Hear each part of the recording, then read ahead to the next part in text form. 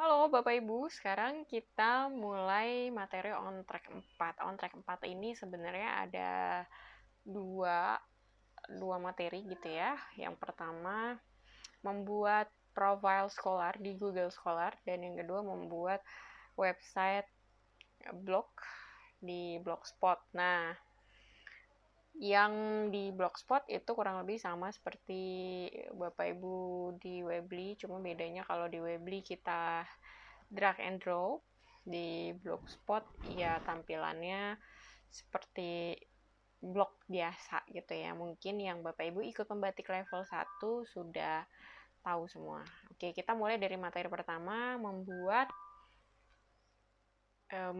akun Scholar di Google Scholar. Silakan Bapak Ibu buka browsernya. Di sini saya pakai Firefox. Bapak Ibu bisa buka gmail.com gitu. Kemudian login. Ya, login. Saya yakin Bapak Ibu sudah banyak, bahkan sudah semua punya akun Gmail, karena untuk menggunakan Android itu wajib punya akun Gmail ya untuk ke Google Play Store. Oke, silahkan login ke Gmailnya. Bapak Ibu bisa pakai Gmail Bapak Ibu langsung ya. Kalau saya pakai email lain dulu, nanti saya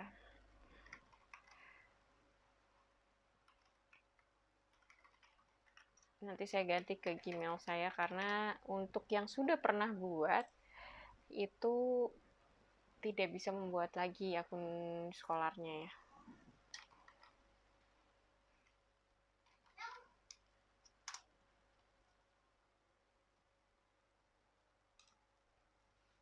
Oke. Nah, ini sudah login.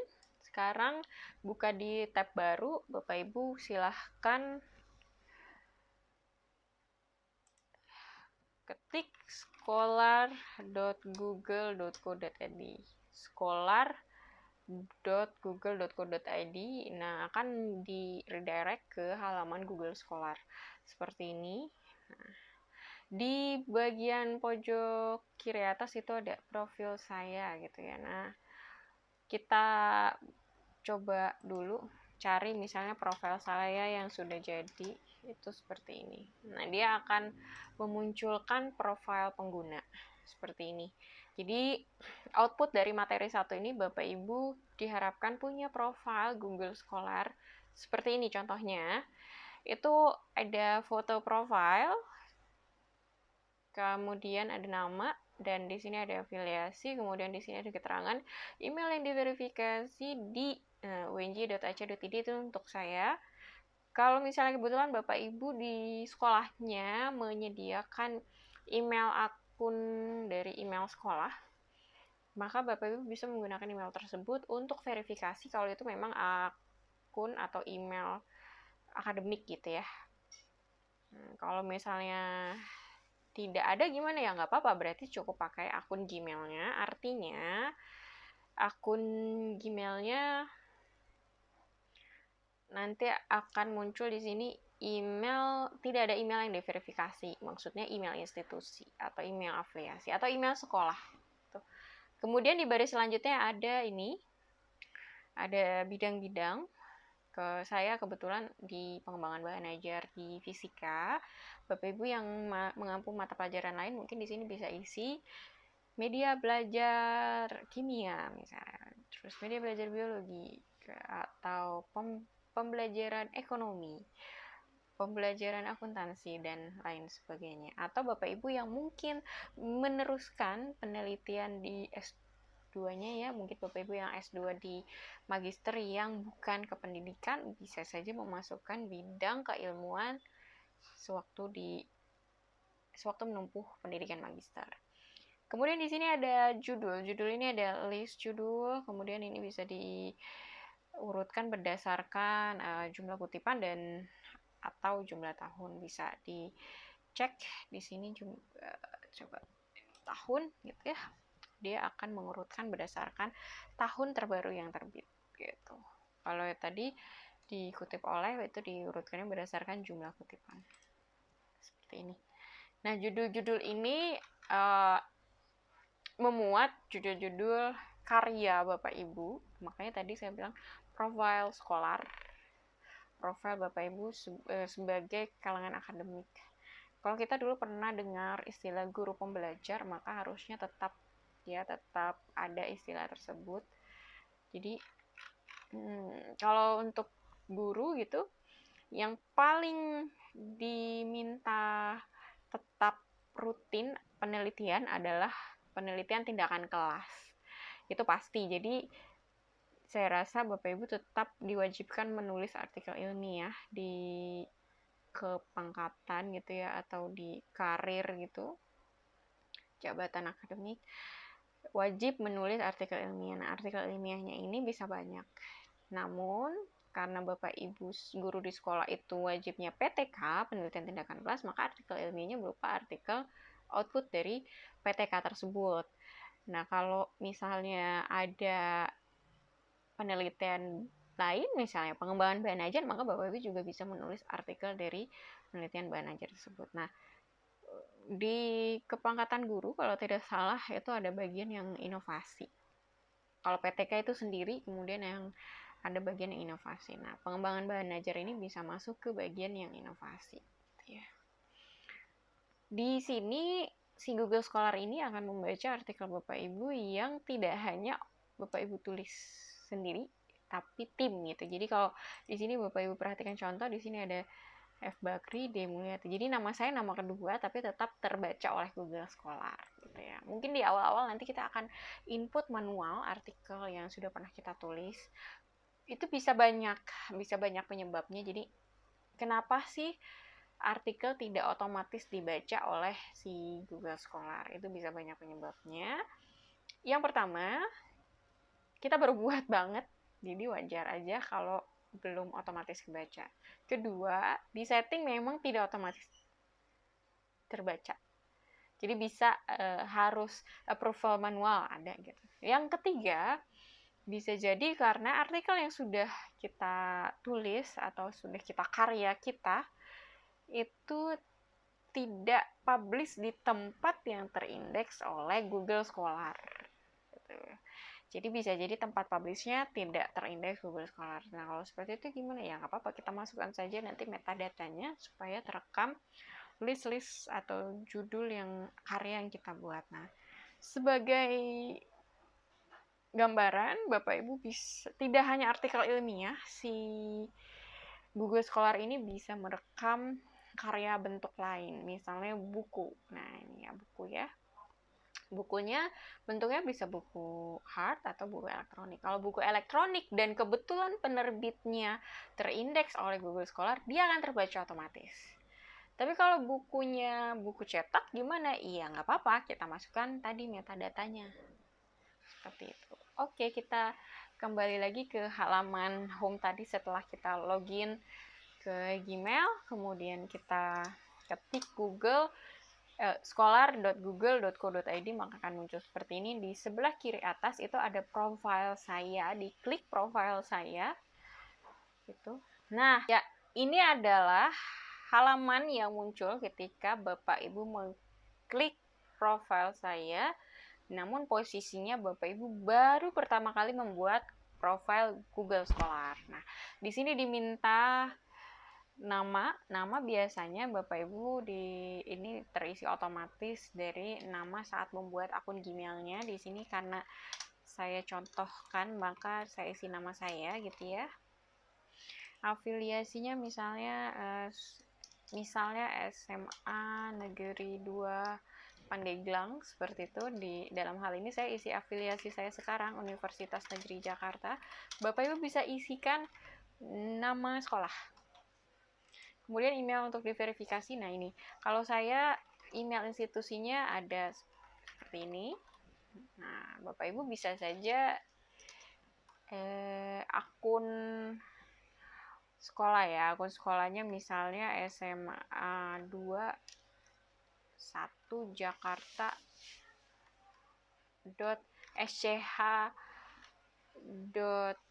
Nah, ini school id gitu. Jadi ini adalah akun email sekolah di Indonesia itu biasanya Syekh.id, jadi perlu ditanyakan ke bagian IT-nya. Tapi kalau misalnya nggak ada gimana, ya nggak apa-apa, dikosongkan saja dulu. Kemudian bidang minat, nah ini isi dengan minat Bapak Ibu, misalnya pembelajaran kimia, pembelajaran biologi, pembelajaran ekonomi, pembelajaran sejarah, something lah, sesuatu seperti itu ya. Saya isi misalnya seperti ini. Nah, ini halaman beranda opsional. Nah, kebetulan Bapak Ibu sudah buat, yang sudah punya akun Weebly bisa isi laman Weebly, atau nanti bisa diedit, kemudian diisi dengan laman blogspotnya, blogspot yang baru mau kita buat. Ini diklik berikutnya, diklik.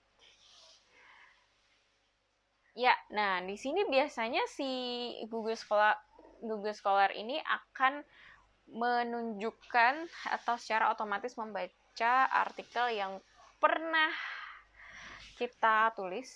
Ini di checklist saja ya Bapak Ibu ya, di checklist pilihnya per artikel, misalnya seperti ini gitu. Saya baru menulis satu artikel, kemudian bisa diklik next di sini, tombol atau icon tanda panah kanan. Nah, kalau misalnya ini kan contohnya karena kebetulan ini adalah profil saya, maka dia langsung membaca artikel yang pernah saya tulis. Nah, sekarang persoalannya adalah kalau misalnya Bapak Ibu tidak ada artikel, kemudian dia ada saran artikel, maksudnya kayaknya ini artikelnya Bapak Ibu deh kata si Google Scholar, maka itu dipilih aja dulu sementara, nanti bisa kita hapus.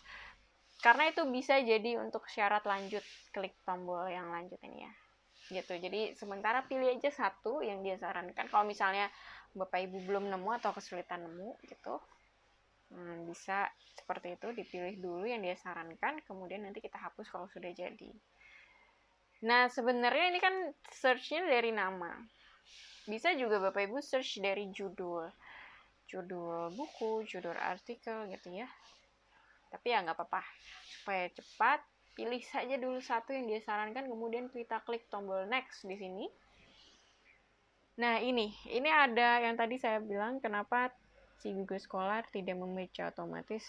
Salah satunya adalah memang kita setting tidak otomatis. Nah, di sini ada pilihan update terkait artikel, terapkan secara otomatis. Artinya si Google Scholar membaca secara otomatis artikel yang kita tulis. Tentu artikelnya yang online gitu, atau buku yang online juga. Atau kirim update melalui email. Jadi akan dikirimkan informasi permohonan izin untuk update profil Bapak Ibu gitu ya. Nah, ini visibilitas profil. Visibilitas profil ini harus dicentang supaya bisa saya lihat di on track 4 sebagai tugas on track 4. Kemudian kalau sudah selesai, klik selesai atau finish. Nah, akan muncul halaman seperti ini. Halaman seperti ini, ya kita lihat di sini ada notification card. Yang pertama adalah verifikasi email. Kenapa ini muncul? Karena tadi tidak saya isikan email institusinya. Untuk Bapak Ibu yang punya email sekolah, silahkan isi. Sekali lagi, silahkan isi. Nanti verifikasi, buka email sekolah tersebut. Kemudian ada notification card yang kedua, yaitu tambahkan foto. Bapak Ibu bisa tambahkan foto ya, kalau bisa fotonya yang formal gitu ya. Mana foto saya? Misalnya ini gitu ya. Nah, misalnya ini. Iya, seperti ini misalnya. Atau mau yang background merah, background biru itu juga boleh, karena ini memang adalah akun profil sekolah, kayak akademik banget gitu sifatnya. Sama seperti contohnya tadi yang judul, karena saya tadi hanya checklist satu, maka dia muncul satu. Nah, balik lagi ke masalah Bu Dewi, kalau misalnya tadi ini bukan judul saya, ini kan tadi sementara aja supaya bisa profil sekolahnya dibuat. Ini Bapak Ibu bisa checklist artikelnya kemudian hapus, maka judul yang sebenarnya tadi sementara aja supaya profil kita bisa dibuat akan hilang dan ini masih kosong. Nah, dia akan nggak ngebaca karya Bapak Ibu berupa buku yang offline gitu yang cetak. Nah, itu kita bisa tambahkan manual. Di sini ada icon tambah, diklik icon tambahnya, tambahkan secara manual. Diklik tambahkan secara manual. Nah, di sini lihat, Bapak Ibu bisa lihat ada jurnal. Jurnal itu artikel ya. Konferensi juga artikel. Nah, ini ada bab. Bab itu chapter. Jadi buku itu ada yang satu buku The Whole of Book itu Bapak Ibu yang tulis sendiri gitu atau tim, atau per chapter beda. Nah, di sini udah banyak penerbit atau publisher yang bukunya ada 10 chapter, setiap chapter satu orang penulis yang berbeda, dan biasanya si publishernya kalau memang aware, peduli sama scholar profile, dia akan menanamkan namanya satu digital object identifier per chapter. Gitu. Jadi Bapak Ibu bisa dengan leluasa menambahkan chapter ini di sini. Tapi kalau misalnya Bapak Ibu di Sagu Saku itu kan satu guru satu buku gitu, mungkin satu buku Bapak Ibu sendiri yang buat gitu, itu bisa dipilih jenisnya buku. Kemudian diisi judulnya, pengarangnya, nama Bapak Ibu itu nama belakang dulu, nama family, kemudian given name, family name, given name, seperti itu. Kemudian tanggal terbit, ini jilid itu volume, misalnya ada bervolume-volume, atau kalau misalnya nggak ada ya bisa dikosongkan atau diisi satu halaman, ini berapa halaman gitu. Kemudian di klik checklist. Saya misalnya pernah menulis buku LMS WordPress misalnya ya, pengarang saya tadi given name, family name. Kalau misalnya ada dua orang berarti titik koma pisahnya, kemudian family name, given name gitu ya, nama belakang, nama depan. Tanggal terbit misalnya saya cuma mau isi tahunnya aja, kemudian jilidnya cuma satu, halaman misalnya ada 162 halaman, kemudian bisa klik checklist dan dia si metadatanya langsung terdaftar di profilnya Bapak Ibu di sini ya. Kemudian kita lanjutkan lagi tadi yang tambahkan secara manual di sini. Nah, ini ada bagian tab tesis. Nah, seperti kita ketahui kalau misalnya tesis itu kan di repositori universitas. Tesis di sini tuh bisa skripsi, bisa tesis, bisa disertasi ya untuk Bapak Ibu yang sudah menempuh pendidikan doktor. Kalau skripsi itu kan istilah bahasa Inggrisnya mini tesis. Kalau yang S2 itu tesis. Nah, baik skripsi maupun tesisnya bisa diinput di sini metadatanya, judul, kemudian pengarang. Pengarangnya bisa Bapak Ibu sendiri atau mau menginput nama promotor atau nama dosen pembimbingnya dulu. Kemudian tanggal terbit bisa diisi tahun aja. Nah, lembaga ini adalah universitas tempat Bapak Ibu menempuh pendidikan. Jadi kalau misalnya dulu S1 apa judul skripsinya ditulis, pengarang, tanggal terbit lembaga. Cukup seperti itu, kemudian sama tadi klik checklist gitu ya. Oke, selain karya tulis yang seperti saya sebutkan tadi, Google Scholar juga bisa dimasukkan list berupa paten. Ya, ini paten, misalnya Bapak Ibu buat produk yang bisa diajukan hak patennya. Nah, hak paten itu bisa atas nama sekolah, lembaga, institusi, atau atas nama Bapak Ibu, atau atas nama perusahaan. Gitu. Untuk yang keilmuannya tentang hukum perdana, mungkin ini ada kasus pengadilan, bisa diisi. Atau di sini juga ada lainnya. Lain ini yang tidak terkelompokkan atau tidak terspesifikasi tertentu gitu, bisa ditulis di sini. Nah, untuk sumber mungkin bisa diisikan laman webnya gitu ya. Kemudian klik checklist. Jadi Bapak Ibu silahkan. Saya sih berharap yang diisi yang terutama yang tab buku, karena kita kerjasamanya dengan Sagu Saku, satu guru satu buku. Saya yakin Bapak Ibu Sagu Saku pernah menulis buku, atau mungkin bisa juga diisi yang chapter atau bab. Kalau misalnya buku itu dituliskan ramean gitu ya, rame, kolaboratif. Oke, demikian materi mengenai profil Scholar agar tidak tumpang tindih, maka materi 2 akan disampaikan di episode berikutnya. Jadi khusus untuk track 4 ini ada 2 tugasnya, mohon maaf ya Bapak Ibu ya, semoga tidak keberatan, dan saya yakin ini tidak berat karena untuk profil scholar sendiri hanya membuat, kemudian input metadata karya, dan nanti yang blogspot harusnya Bapak Ibu yang sudah pernah ikut pembatik level 1 sudah pernah buat blogspot. Oke? Demikian, Assalamualaikum.